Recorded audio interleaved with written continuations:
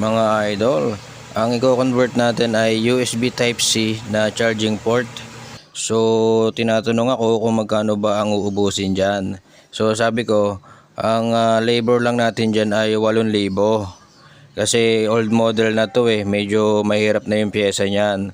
Kaya naman, babaguhin na natin, gagawin na natin siyang USB Type-C.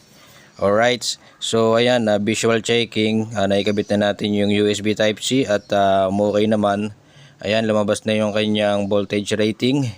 So, ikakabit na natin yan doon sa tablet para naman maging latest naman, miski pa paano, yung old model na tablet na to.